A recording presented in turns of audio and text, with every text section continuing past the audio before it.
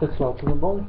Bem, no vídeo anterior eu fiz a definição dos tipos de massa molar, não de todos, né, mas do Mn, Mw, né, e Mz, Mz mais um, né.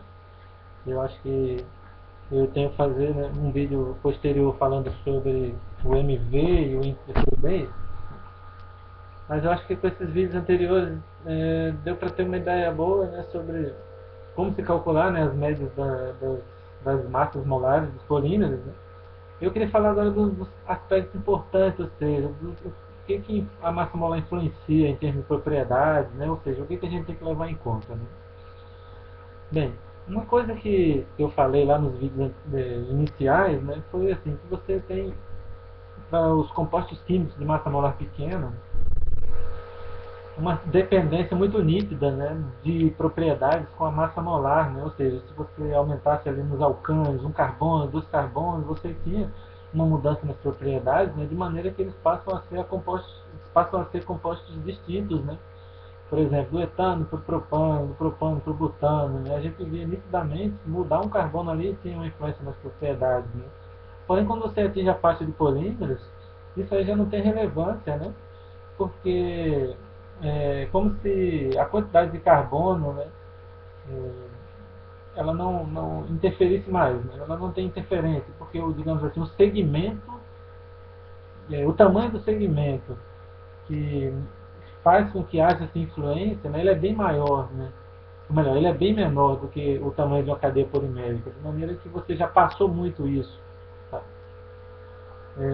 Então, certas propriedades, como temperatura de fusão, né, módulos, elasticidade, né, tensão de escoamento, né, você não tem mais influência se a massa molar aumenta ou diminui. Né, então, o material continua sendo aquele tipo de polímero. Né.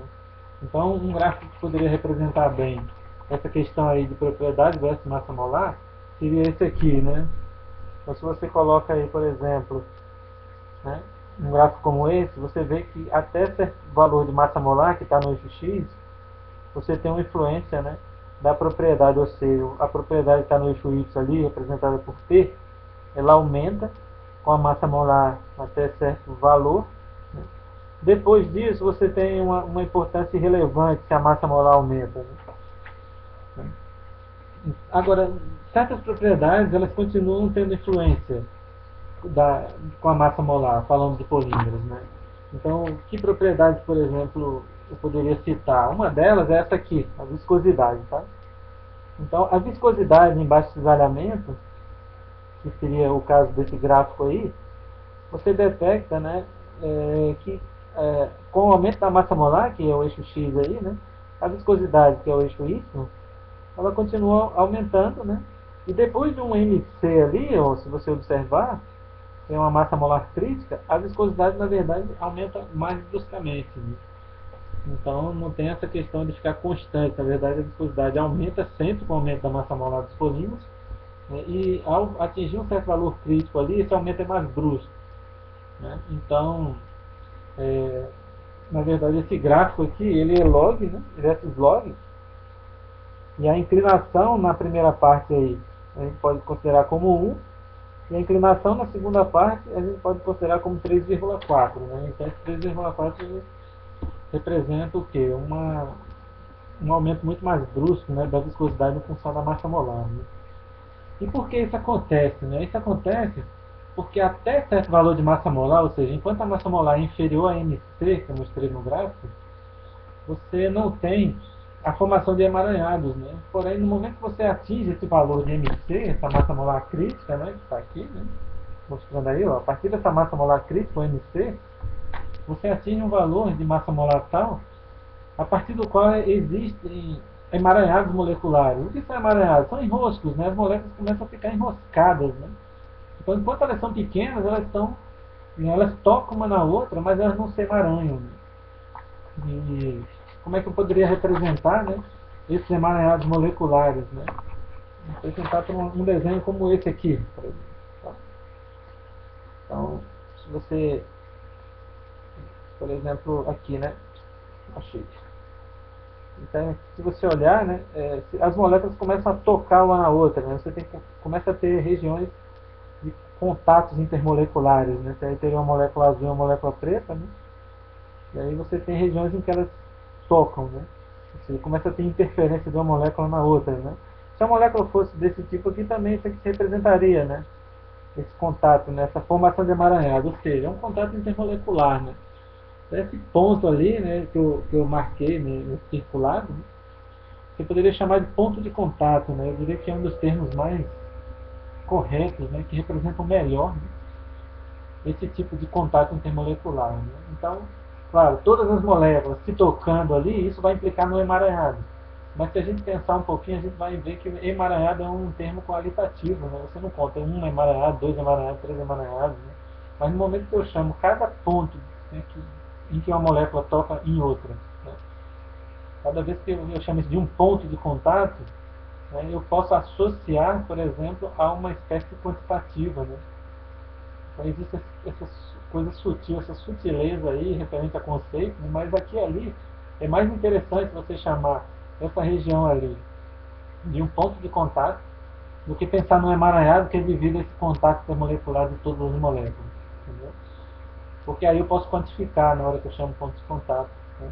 E aqui e acolá tem equações que você realmente quantifica, ou seja, aumentar a quantidade daqueles pontos de contato termolecular, por exemplo, isso tem um efeito maior na viscosidade. Né? Então, por isso que existe essa pequena diferença aí em termos de conceituação. Tá? Então, à medida que a massa molar aumenta, né, para enfatizar, você vai atingir um certo valor de massa molar crítica, a partir do qual você começa a ter esses emaranhados moleculares. Né, e isso implica, né, num aumento de viscosidade mais brusco, né, à medida que aumenta a massa molar a partir desse valor de massa molar crítica. Né. Bem, como é que eu poderia trazer agora isso para pensar em outras propriedades? Né? Então, um aspecto importante seria a questão do... Se você comparasse, por exemplo, uma cera, ou seja, vamos pensar numa vela, né? Vamos pensar numa vela, aquele objeto lá cilíndrico, e vamos pensar que você tenha um, um objeto equivalente, ou seja, de mesmo diâmetro ali, mas se fosse de polietileno, que os dois a gente pode pensar como hidrocarboneto, sendo que a cera teria uma massa molar muito menor do que a massa molar do polietileno. Né? Então, se você tentar quebrar um pedaço de vela, você quebra relativamente facilmente. Né? Agora, se você tentar quebrar um objeto de dimensão equivalente, né, feito de um polietileno, você não vai conseguir. Você vai ter uma dificuldade muito grande. Né? Você vai só com auxílio de equipamentos. Né? Então, qual é o raciocínio aí? Né? O raciocínio é o seguinte: para você quebrar um material, você tem que provocar uma fratura, né? Ou seja, tem que atravessar, ou seja, gerar duas superfícies novas, no mínimo, né? No momento que essa fratura ela atravessa o material como um todo. Né? E para atravessar, né, uma região dessa, né, você vai ter um gasto energético muito maior, porque as moléculas estão totalmente emaranhadas ali. Né? Então, à medida que as moléculas aumentam de tamanho, que no caso seria o polietileno, né, você teria uma dificuldade muito maior, né, uma quantidade de energia, né, necessária muito superior, né, para você ter, para você poder atravessar, né, para que a fratura se propague, em comparação que você tenha moléculas pequenas que não formam emaranhadas e facilmente a fratura vai encontrando caminhos ali, né, atravessando aquela, aquela aquele material, tá ok? Então, o que eu posso concluir com isso? Né? Que além da viscosidade, eu tenho um aspecto importante aí, que, em termos de propriedade, né, que também tem uma influência muito grande se a massa molar continua a aumentar, que é a resistência ao impacto. Tá? Então, essa dificuldade de fraturar eu poderia interpretar como resistência ao impacto, ou seja, uma tenacidade do material. Então, a tenacidade de um polímero ela tende a aumentar muito se a massa molar aumenta. Tá?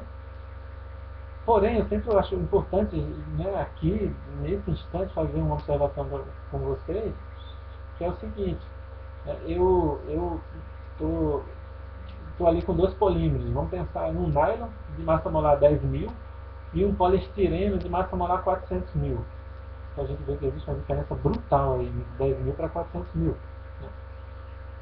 E aí eu pergunto, como o poliestireno tem a massa molar mais alta, aí a pergunta é, qual vai ter a resistência ao impacto maior, o poliestireno ou o nylon? Então a resposta para você tem que estar atento quanto a isso, é que não se pode dizer que devido à massa molar maior do poliestireno, ele tem uma resistência ao impacto maior. Por quê? Porque aí você tem um fator composição química. Tá?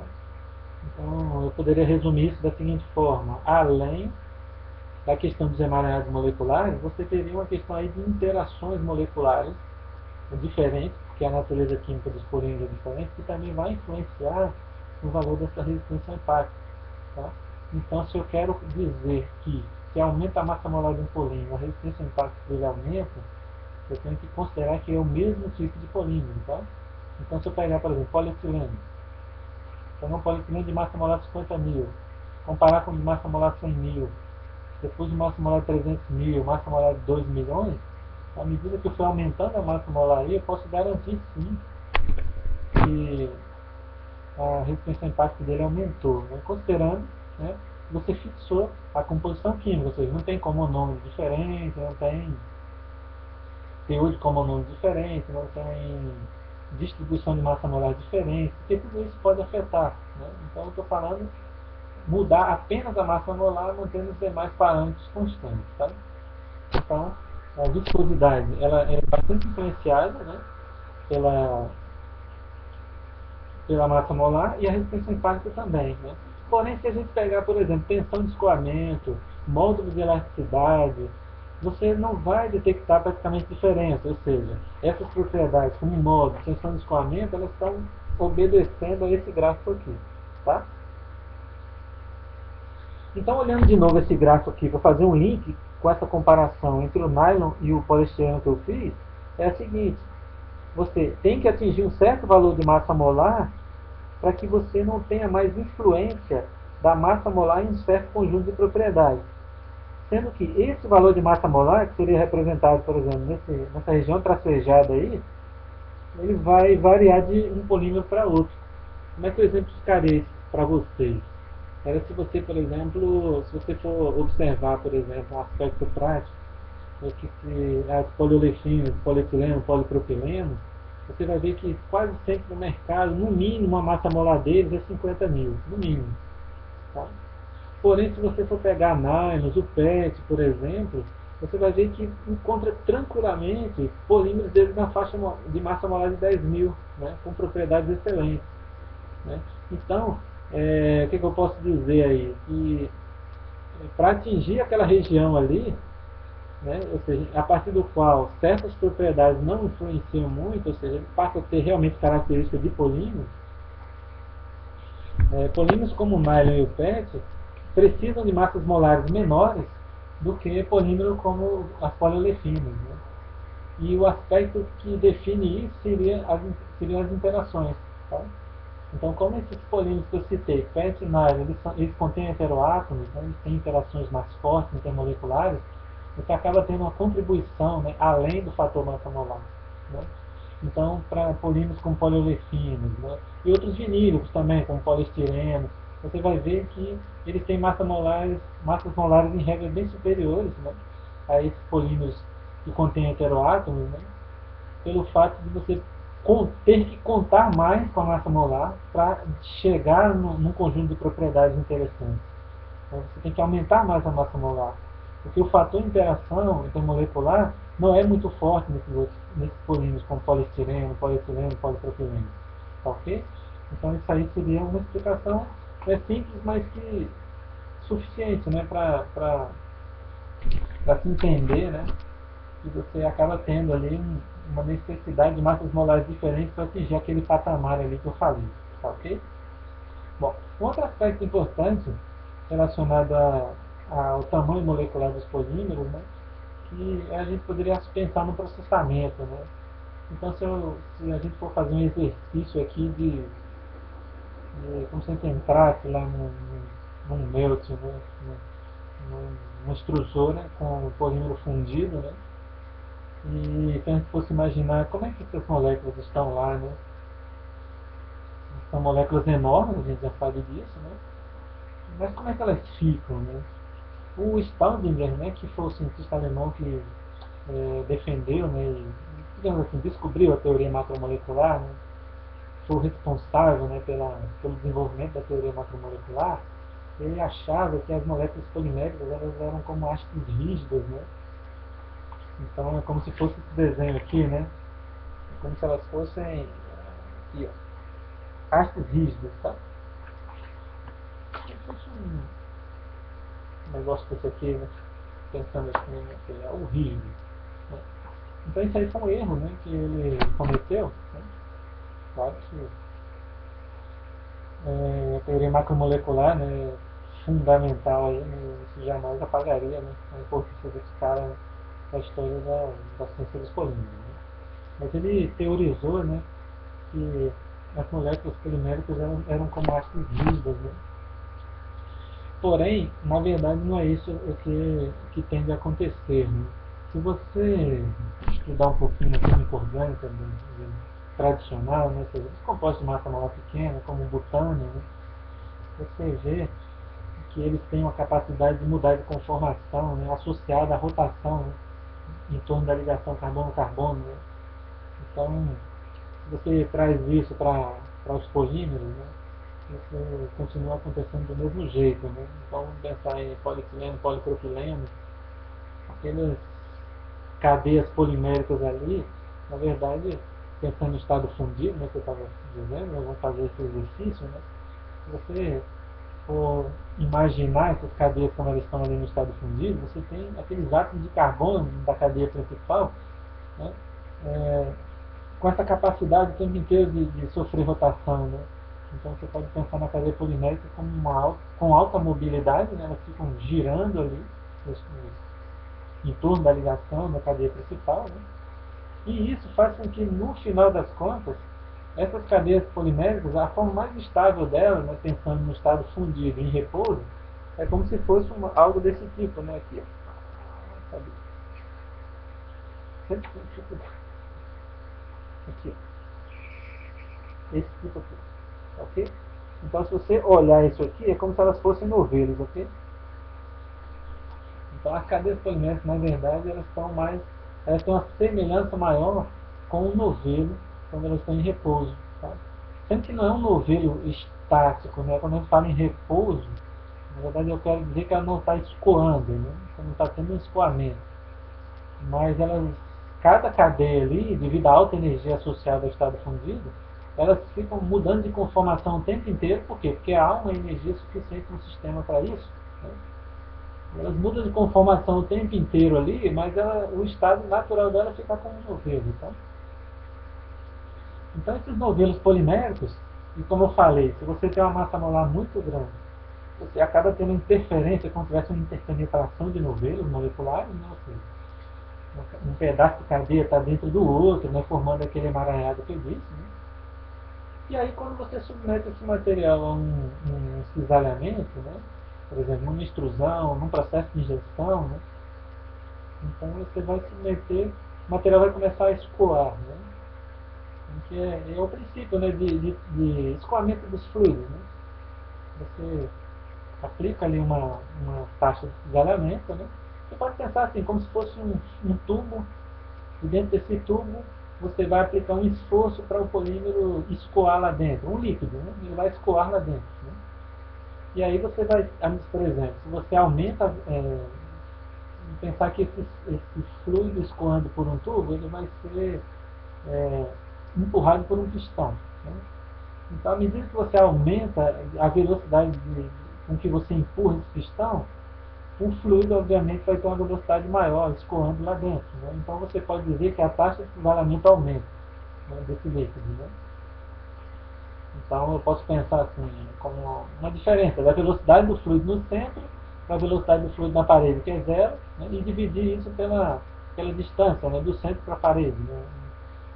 Então, eu poderia pensar na taxa de cisalhamento como algo assim. Né? Então, à medida que eu aumento a velocidade com que eu empurro o fluido, aumenta a taxa de cisalhamento. Né? É, e o que seria o escoamento do fluido lá dentro? Como eu disse, você tem velocidades diferentes, né? Do material que está no centro e do material que está perto da extremidade, ou seja, próximo às paredes, né? Então você pode pensar isso aí como um movimento relativo de camadas de líquido, né? Então você vai ter um movimento relativo, né, de camadas por camadas, né? E se a gente pensar que tem cada camada dessas, você tem cadeias poliméricas ali, né? Então se a massa molar aumenta muito, como eu disse, se você tiver pensando assim, massas molares aumentando cada vez mais, então você vai tendo esses emaranhados cada vez maiores, ou seja, aqueles pontos de contato todos que eu falei, né? Então você começa a ter uma interferência muito maior no movimento de uma camada em relação à outra, né? Então você pode pensar assim, que o atrito, né, interno ele aumenta muito quando a massa molar aumenta. E no final das contas é a viscosidade, né? Então eu posso explicar, né, que a viscosidade ela aumenta muito em termos de detalhes moleculares, né? A viscosidade ela aumenta muito por quê? Porque agora você tem aquele emaranhado todo ali dentro, né? E você começa a ter interferência no movimento relativo de uma camada de fluido sobre a outra, né? De maneira que você vai ter como reflexo disso uma dificuldade maior para esse escoamento acontecer. Por quê? Porque a viscosidade é muito grande, né? Agora, existe um aspecto relacionado ao movimento ao escoamento dos fluidos, né? Essa analogia aí que eu falei de um tubo, ela pode ser usada para uma extrusora, pode ser usada para um processo de preenchimento de molde numa injetora também, né? Porque é tudo muito semelhante, você vai ter um escoamento por cisalhamento, né? Você não tem, e é um fluxo laminar, essa coisa do camada sobre camada, eu posso pensar isso, na verdade é o conceito, né, de um fluxo laminar, né? E o fluxo laminar, ele é característico, né, na maioria dos processos de polímeros, né? Como extrusão e injeção, vamos pensar assim, que são os principais, né? E devido ao tamanho da molecular, como a viscosidade dos polímeros é muito alta, você não tende a ter um fluxo de turbulência, né? Então o número de Reynolds é baixo. Você não tende a ter escoamento turbulento em polímeros exatamente por isso, pelo fato da viscosidade ser extremamente alta, tá ok? Porém, agora vamos pensar aí, eu estou aumentando o cisalhamento, né, durante o escoamento. Então, só para dar um dado aqui, né, a extrusão ela chega a taxa de cisalhamento de até 1000 segundo a menos 1, e a injeção ela atinge 100.000 ou até mais segundo a menos 1, né, de taxa de cisalhamento. Ou seja, são cisalhamentos relativamente altos, né? Então, aqueles novelos que eu estava dizendo lá, numa condição de repouso, no momento que você tem a aplicação, né, desse esforço mecânico aí, né, de cisalhamento, para que haja o escoamento, você acaba tendo uma mudança, né, dessas conformações, né, naturais, né, da condição de repouso, né, para uma tendência a alinhamento molecular, né, quando o cisalhamento aumenta, tá, ok? Então vamos pensar, poxa, se à medida que eu aumento essa taxa de cisalhamento, se você tem uma tendência do alinhamento molecular acontecer na direção do escoamento, né, então o que é que esperar? O que se espera é que você tenha uma redução daquele número dos pontos de contato, né? Que o termo em inglês é entanglement, né? Eu vou chamar até assim meio aportuguesado mesmo, né? Você acaba tendo uma redução desse número de entanglements. E se são esses pontos de contato os responsáveis por esse aumento desse atrito interno que eu falei, então se a quantidade deles é reduzida, então a viscosidade acaba reduzindo. Tá? E isso aí é um dos aspectos chave, né, sobre o comportamento de fluxo dos fluidos poliméricos, que difere bastante do comportamento de fluxo de um fluido típico composto por moléculas pequenas, como a água, por exemplo, muitos tipos de óleo, né, em que você tem uma viscosidade independente dessa taxa de cisalhamento, né? A gente observa, por exemplo, se eu pegar uma vasilha de mel, sei lá, ou um óleo, vamos pensar num óleo de cozinha, né? Quando você coloca ele numa frigideira, né, e você submete a um aquecimento, você vai vendo que a viscosidade dele cai muito, né? Que aí é a influência da temperatura, né? Você está dando energia para aquelas moléculas, né? E aí você tem uma redução nítida, né, de viscosidade, né? quando você aquece. E isso também é esperado que você use para os polímeros halógenos. Né? Claro que você aumenta a temperatura de um método polimérico e, portanto, dando energia para aquelas moléculas, a viscosidade sim ela é reduzida. Mas sendo que, como os polímeros, devido à natureza macromolecular, né, eles têm a viscosidade extremamente alta, certos processos você não conseguiria, digamos, realizar, né? Ou seja, você não conseguiria injetar peças do polímero se ele mantivesse aquela viscosidade que ele tem quando o deslizamento é baixo. Né? Vamos pensar assim, numa situação de quase repouso. Né? Então é graças a esse alinhamento molecular na direção do fluxo, quando você submete um fluido polimérico ao cisalhamento, implicando numa redução do número dos entâmeros, importante. A redução da viscosidade é graças a isso que você consegue, por exemplo, preencher moldes, né, num processo de injeção. Né? É graças a isso que você reduz bastante o esforço necessário num processo de extrusão. Né? Porque a viscosidade é o quê? É dissipação. Né? Então, se o material tem uma viscosidade muito alta, eu vou precisar de esforço cada vez maior. Né? Cada vez que aumenta a viscosidade, aumenta o esforço necessário, né, para que ele escoe. Né?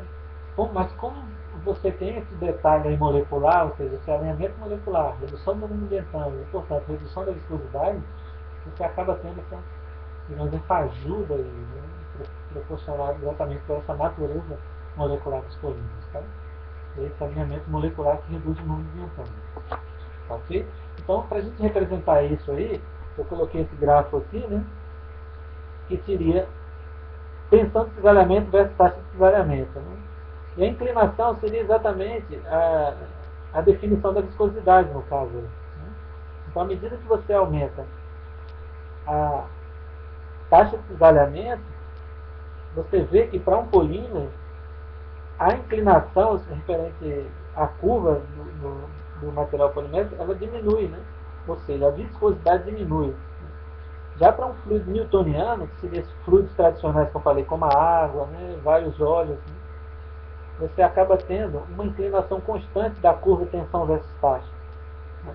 Ou seja, a viscosidade ela é constante, né? Ou seja, ela independe da taxa de cisalhamento para um fluido tradicional composto de moléculas pequenas, né? Enquanto que para um fluido polimérico você tem uma possibilidade da viscosidade cair se a taxa de cisalhamento aumenta. Ok? Então isso aí é chamado de comportamento pseudoplástico dos fluidos poliméricos. É um fenômeno chamado de não newtoniano. Né? Já associando a isso aí, né, vamos pensar que o material passa por uma matriz, né, de uma extrusora. Né? O material é submetido lá a um cisalhamento numa rosca, né, dentro da extrusora, e aí ele passou pela matriz. Né? Nesse momento aí, quando ele passa pela matriz, vamos pensar que ele foi para o ambiente da atmosfera, né? Ou seja, o esforço foi eliminado, né? Aquele esforço de alta tensão de cisalhamento, quando ele passa por uma matriz, que em regra é uma região de restrição, né? Então ele acaba sendo eliminado, porque agora ele está em contato com a atmosfera. Né? Aí você acabou fazendo o quê? Desafogando, entre aspas, aí as moléculas poliméricas, né? Ou seja, você tirou o esforço delas. Né? Então, se você tirou o esforço, o que tende a acontecer com as moléculas? Né? Elas tendem a resgatar aquele estado enovelado, né? de maior emaranhamento molecular que elas tinham, né? Antes do cisalhamento ter sido aplicado. Né? Então, no momento que você tira esse esforço aí, tende a naturalmente ter esse desenovelamento, né? E também um reemaranhamento molecular. Né? E aí você acaba detectando em matriz de extrusão um fenômeno que é o inchamento do fundido. Né?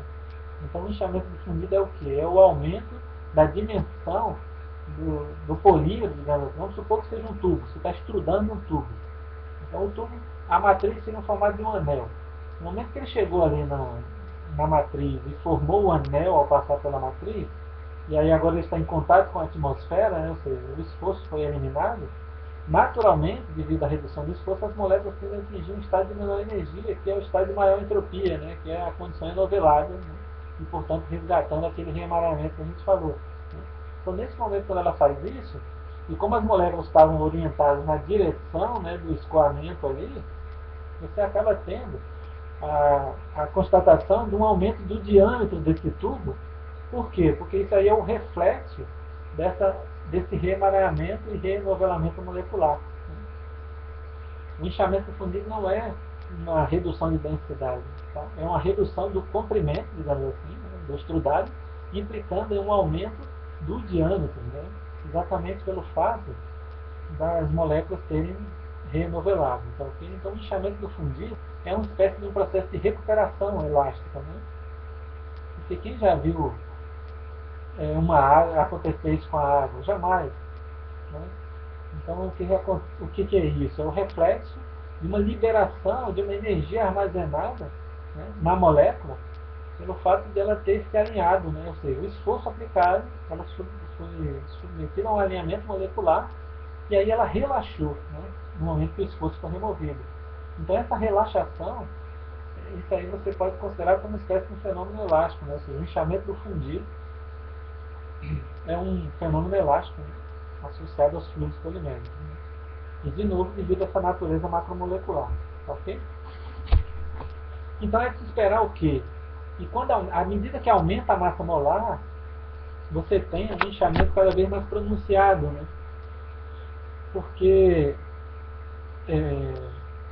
quando a molécula é muito pequena, na medida que você aplica esse esforço, vamos supor, na entrada de uma matriz, como eu estava dizendo, a molécula pequena ela tem uma capacidade muito maior de mudar de conformação rapidamente e não ter esse alinhamento, né, resultante numa quantidade maior. Tá certo? Então elas têm uma capacidade muito maior, a gente pode dizer isso como uma espécie de um tempo de relaxação menor. Então elas têm um tempo de relaxação menor e elas rapidamente dissipam aquela energia que foi aplicada sobre ela, né, de maneira que você vai ter menos relaxação depois que o material sai da matriz. Né? Então vamos pensar de novo, vamos voltar para a água aqui. Né? Na hora que você aplica um esforço sobre a água, as moléculas são tão pequenininhas ali que elas têm uma resposta instantânea daquela energia aplicada. Então ela dissipa aquilo tudo instantaneamente. Né? Então, no caso de um polímero de massa molar menor para um de massa molar maior, então quando a massa molar é menor, é como se ele estivesse se assemelhando um pouco à água. Então ele tende a relaxar aquilo muito rapidamente. Então o tempo de relaxação é muito pequeno, de maneira que na hora que você aplica o esforço, ela tende rapidamente a mudar de conformação ali, de maneira que depois que sai da matriz, essa recuperação resultante ela tende a ser muito menor, né? De maneira que você tende a verificar um inchamento muito menor em polímero de massa molar menor. Né? Quando a massa molar é muito alta, né, você acaba verificando ali um inchamento difundido bem maior, exatamente por isso. Você pode associar um tempo de relaxação maior, a molécula demora um pouco mais a recuperar esse estado enovelado, né? E isso tudo é propiciado pelo próprio emaranhamento que existe. Por mais que você reduza a quantidade de entrâmios associado ao oxigenamento aplicado, ainda existe uma quantidade de entrâmios relativamente grande ali, que eles vão atuar quase como âncora, né? Trazendo essas moléculas de volta, né? Então, isso tudo são fatores que podem explicar. Tá? Então, polímero de massa molar maior, você tem uma capacidade, você vai ter um inchamento difundido maior. Um outro aspecto importante aí seria o fator temperatura. Né? Então, vamos fixar agora a massa molar, né? Vamos pensar numa massa molar grande. Eu fixei a massa molar e agora eu vou aumentar a temperatura. Então, à medida que você aumenta a temperatura, você tende a verificar menos inchamento do fundido, exatamente pelo fato da energia elevada, né, associada à temperatura alta, possibilitar uma relaxação mais rápida das moléculas. Tá? Então, a alta energia associada ao meio, devido à temperatura maior, possibilita que as moléculas respondam mais rapidamente àquele esforço aplicado, de maneira que elas vão recuperar menos depois que saem da matriz. Tá? Então, o inchamento resultante vai ser menor. Ok? Então, são alguns aspectos aí associados ao fator massa molar, né, devido ao processamento. Né? Se a gente tiver uma cadeia polimérica agora, em vez de ter aqueles carbonos lá que eu falei, né, de polietileno e polipropileno, só com ligações simples, e que devido a isso são semelhantes ao butano que eu falei, a alta energia associada a fusão, que estão lá amolecidos, né, na forma líquida. E por isso, as cadeias tendem a ser novelos, né? Mas se eu tivesse uma cadeia, que fosse, por exemplo, cheia de anéis aromáticos, né? Então, uma cadeia como essa, você tem quase um impedimento dessa rotação acontecer intermolecular. Né? E isso faz com que as cadeias, sim, nesse momento, ou seja, no momento que elas são compostas, né, por muitos anéis aromáticos, né, você pode considerar essa cadeia quase como se ela fosse uma haste rígida. Né? Então, é, cadeias formadas por hastes rígidas, elas tendem a ter uma quantidade de entanglements muito maior, né, do que cadeias mais flexíveis, considerando uma mesma massa molar. Né? Então vamos pensar como se fosse esse caso aqui. Tá? Então se a cadeia, considerando que a massa molar desse tipo de cadeia fosse igual a esse aqui, né, você tenderia a ter uma quantidade de entanglements muito maior no polímero de cadeias mais rígidas, pelo fato de quando a cadeia é flexível, ela acaba formando esses novelos e ela também tem um contato muito grande intramolecular também. Ela pode ter o contato intermolecular, à medida que a massa molar aumenta, mas ela vai ter muito contato intramolecular. Né? E isso não é entanglement. Entanglement é um fenômeno intermolecular. Então, quando a cadeia é na forma de haste, a probabilidade dela tocar outras cadeias é muito maior. Então, para uma mesma massa molar, você pode considerar que um polímero de cadeia rígida ele vai ter uma viscosidade muito maior do que um polímero de cadeia mais flexível. Tá? Porém, quando você submete um polímero desse a um esforço mecânico, né, essas cadeias rígidas elas tendem a se alinhar e manter esse alinhamento muito mais facilmente na direção de fluxo. Então você detecta uma queda muito mais brusca de viscosidade quando você trabalha com polímeros assim, no momento que eles são submetidos a esforços de cisalhamento muito altos. Né? Ok? Então, você acaba tendo essa redução de viscosidade, ou seja, a redução de viscosidade ela é muito mais eficiente. Né? Porque quando a cadeia é flexível, ela tem uma tendência muito grande, né, de reemaranhar. Né? E pelo fato de ela tender a reemaranhar, né, você acaba não tendo, né, uma eficiência muito grande da redução desse número de entanglements, digamos assim. Tá? Bom, então tendo falado desses aspectos aí, viscosidade, né, a viscosidade continua aumentando, né, como eu falei, com o aumento da massa molar, a resistência ao impacto, né, continua aumentando. Né, tem um aspecto fundamental agora, né, que eu diria que é o mais importante para esse vídeo, que é a questão do processamento versus massa molar. Né? Se você entrar no site de uma empresa de síntese no polietileno, você vai ver que os grades de injeção, né, acho que você já sabe o que é grade, né, eles têm massa molar muito, muito inferior a um grade de extrusão sopro. Né? Eu até trouxe essa garrafinha aqui para mostrar, né, de shampoo. Né? Opa. Se você observar essa garrafa de shampoo aqui, ela tem um rasgo aí no fundo, ó, agora ficou bom de ver. Né? Se você observar essa garrafa de água aqui, ela não tem um rasgo, ela tem um ponto, né? Ela tem um ponto aqui, ó, no fundo. Né? Enquanto que essa garrafa aqui, né, ela tem esse rasgo, né, no fundo. Né? Então, a garrafinha aqui de água mineral, né, com esse ponto no fundo, ela foi obtida por injeção. Essa garrafa aqui de shampoo, né, ela foi obtida por extrusão sopro. Né? Então, o que é a extrusão sopro? Antes dela virar essa garrafa aqui, quando ela sai da matriz, ela sai na matriz na forma de um que a gente chama de parison, que é uma mangueira. Né? E essa mangueira fica sob a ação da gravidade. Né? Então, se o polímero tivesse viscosidade muito baixa, ele não teria estabilidade, essa mangueira não teria estabilidade suficiente para suportar o próprio peso, e ela seria desfeita no momento que ela saísse da matriz. Né?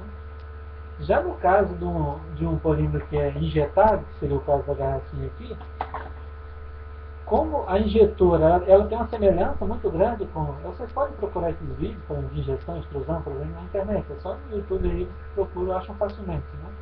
A injetora, o processo de fusão do polímero dentro dela é muito semelhante à extrusora, em que um parafuso fica girando, ou seja, a rosca fica girando dentro lá do barril aquecido, e o polímero é fundido. Sendo que a rosca, além de girar, ela tem uma capacidade de se movimentar axialmente, ela vai e volta. Né? Então, no momento que ela volta, ela deixa uma quantidade de polímero fundido lá na ponta, né, digamos assim, do barril, de maneira que no momento que ela avança, ela empurra uma certa quantidade de polímero fundido para dentro de um molde. Né? Então ela atua como um pistão também. Né? Então, no momento que ela atua como um pistão, ela avança como um pistão, ou seja, a rosca ela volta, cisalhando o material, fundindo, deixando uma certa quantidade de polímero fundido lá na ponta do barril, digamos assim, quase próximo ao molde. No momento que ela avança como um pistão sem girar e coloca um monte de material lá dentro do molde, formando a peça. Né? Então, para preencher essa quantidade aí de esses canais, né, e essa cavidade, né, do molde, você precisa de polímeros com viscosidade bastante baixa, ou seja, de massa molar bastante baixa. Né? Exatamente o contrário do processo de extrusão-sopro, né? Que devido à necessidade de sustentação, né, do parizon, né? No momento que ele está pela ação da gravidade lá. Então há uma necessidade de sustentação, de estabilidade desse parizon. E essa estabilidade ela é garantida exatamente pela massa molar extremamente alta, né, que faz com que a viscosidade seja muito alta e o polímero consiga ter essa sustentação, ou seja, ele atua quase como se fosse um sólido, né, apesar de não ser. Né? Mas isso é proporcionado exatamente pela massa molar alta. Tá? Então você tem processos aí relativamente diferentes, né? Em que um exige massa molar muito alta e que o outro exige massa molar muito baixa. Né? Então se você fizer um comparativo, né, no site, como eu estava dizendo, entre produtos que são injetados, produtos que são obtidos por extrusão sopro, né, processo de fazer filme, né, por extrusão, né, aí você tem o filme balão, você tem o filme plano, né, você tem processo de termoformagem, né, para fazer aquelas recipientes descartáveis, por exemplo, você encontra para armazenar celular, para capinhas de escova de dente, de fio dental, né, vasilhas de comidas, né, delivery, né? A maioria delas são produtos termoformados. Né? E aí cada um desses tipos de processo exige um tipo de massa molar diferente. Né? Então é uma exigência do processo. Ok? Então, se você observar as garrafas PET, por exemplo, seja para água mineral dessa pequenininha que eu mostrei de meio litro, seja para refrigerante, seja para água mineral de 20 litros, né? Você nunca vai ver essas garrafas PET com um rasgo desse tipo aqui, com uma garrafa de shampoo. Você nunca vai ver, você sempre vai ver um ponto. Tá? Por quê? Aí vem um aspecto associado ao polímero. Tá? No caso do PET, o processo de síntese dele impede que as massas molares sejam muito grandes. Tá? Então, como o processo de extrusão sopro exige massa molar grande, e o processo de síntese do PET impede que as massas molares sejam grandes, então, se você tiver garrafas PET, você nunca vai ter garrafas por extrusão sopro. Você vai ter sempre um processo de injeção, no caso particular, injeção sopro. Tá? Outro aspecto, se você observar os filmes, né, que são sacos, por exemplo, daqueles fininhos, né, como se fosse para obter sacos plásticos ou lonas. Né? Se você observar os filmes obtidos de PET, você nunca vai ver um filme que a gente chama pelo processo de extrusão balão. Né? Porque o processo de extrusão balão, semelhante ao processo de extrusão sopro, também exige massas molares altas. Você vai ver que o processo de obtenção de filmes de PET, ele sempre é o processo que a gente chama de filme plano, em que o polímero fundido sai da extrusora e é derramado sobre cilindros resfriados. Né? Então, como ele é derramado exatamente sobre o cilindro, você não tem uma exigência de massa molar muito alta. Então, mesmo com massa molar baixa, você consegue obter filmes assim. Então, é por isso que o PET você só obtém filmes pelo processo de extrusão do tipo plano. Okay? Agora, no caso do polietileno, como esse aqui, né, que é um polietileno de alta densidade, se você faz uma garrafinha dessa, aí você pode obter, o processo de síntese possibilita, né, obter esse polímero de massa molar alta. Né? E aí os grades de extrusão sopro, né, que é o caso desse processo aqui, né, eles exigem massas molares altas. Né? Porém, eu tenho também polietileno de injeção. Né?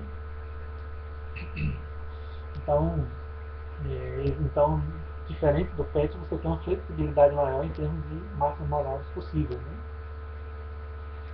E um último aspecto aqui, né, que eu queria chamar a atenção, né, é que eu falei do conceito de termofixo e termoplástico, né, e falei que o termofixo ele não tem moléculas independentes, né, as moléculas são todas interligadas formando uma rede, e no caso do termoplástico as moléculas são independentes. Então o que você pode pensar de imediato? Poxa, se for um termoplástico, o material tem a capacidade de fluir. Se ele tem capacidade de fluir, porque o que é o fluxo? O fluxo é um movimento relativo molecular, né? Essas moléculas são independentes, elas podem escorregar umas pelas outras. Né? Agora, há um detalhe muito interessante que é o polietileno de ultra-alto peso molecular. Né? O polietileno é um termoplástico, então o polietileno de ultra-alto é um termoplástico.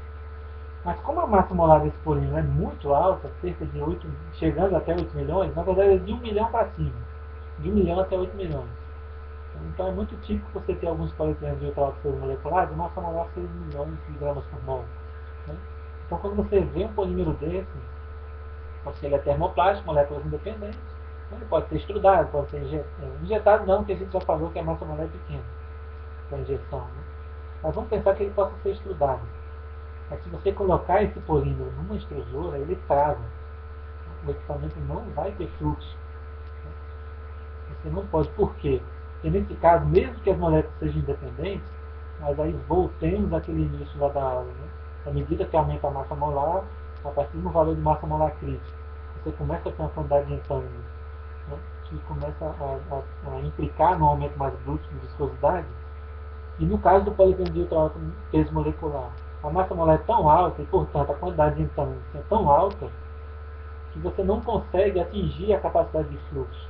Então o material está tão emaranhado que você precisaria de uma energia muito grande para atingir essa capacidade de fluxo. E energia é associada ao que? À temperatura. Sendo que se eu aumentar essa temperatura, o material começa a degradar antes. Então eu posso dizer que um polietileno é um material que ele pode virar, digamos, uma espécie de borracha, se você aquecer.